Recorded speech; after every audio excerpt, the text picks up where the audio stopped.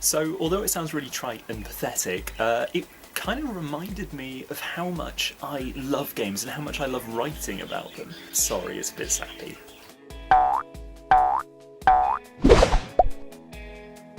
Talking about Charlie Brooker's Channel 4 documentary, which was on last night, on Saturday, and it was how video games changed the world, and it was a really nice journey through sort of the earliest days of video games with the likes of Pong, right up to Call of Duty and Angry Birds and all that kind of lovely stuff. And it was just, in some ways it was a lovely nostalgia trip. It reminded me of lots of games for some bizarre reason I've completely forgotten about, like Super Mario World. How could you forget about Super Mario World? I mean, when I was about 5 or 6, that was one of the first games I played, and looking back, that meant so much to me. I mean, it was so imaginative, really colourful, really unique and memorable levels. I mean, I remember there, and just so many secrets. There was one where you go, I think it was above the clouds, and it was completely dark with just lots of little stars in the background, and there was a special coloured Yoshi, and oh, it was magical, it was brilliant. And Yoshi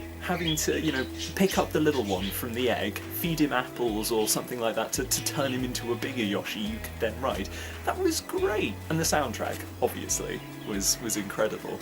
I felt it was just a really nice way of kind of seeing how much games have changed and kind of really giving them their due, which on TV they often aren't, and that's something that Charlie Brooker did say himself, that TV and games don't seem to mix very well, usually because everyone's saying about how violent they are. And it did kind of make me think back to the games that I think made me the gamer I am now. Like I say, Super Mario World was definitely one of them. Donkey Kong is definitely another. Donkey Kong Country, I adored that game. I mean, that was the first series I got every single one. That I actually went out of my way as a kid to buy all of the Donkey Kong Country games, just because I felt they were good fun. They were quite difficult, so it was a nice challenge. And I think they were just oozing with character and charm. They were a little bit quirky, and I miss them a little bit. Going to have to go back to Donkey Kong Country Returns. And it was nice even to look back at sort of more recent games which we've all kind of in some ways moved on from, say, you know, Call of Duty for Modern Warfare. That was just enormously important for games at the time. I mean, it completely, in some ways, revolutionised how obviously multiplayer works, and that's something I think I mentioned in a recent podcast that I did for Artistic Play Network. You should definitely check out on SoundCloud or on iTunes. Cheeky plug. And even Minecraft, I mean that is enormous, but I haven't played that for ages. I'd completely forgotten about it, about how just pleasant it is just to build things with friends and the really calming music, and yeah, that really kind of almost therapeutic, which is lovely.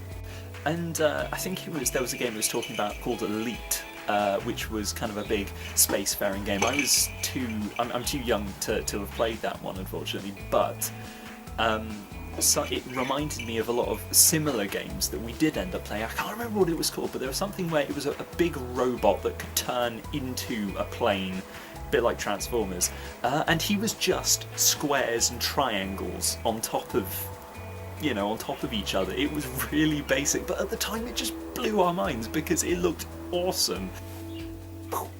And it's just made me so warm and fuzzy inside about games, and just it reminded me of how much I love talking about games. I often talk about them on this vlog. I've got a Metro blog which I talk about games every single week. I've got a podcast where I talk about games, and it's just I've been a little bit down with it recently because it's been quite difficult to get kind of articles out and that kind of stuff, but it kind of gave me a second wind and a real boost because it was just a really nice reminder of everything I love about the industry. So thank you, Charlie Brooker and Channel 4.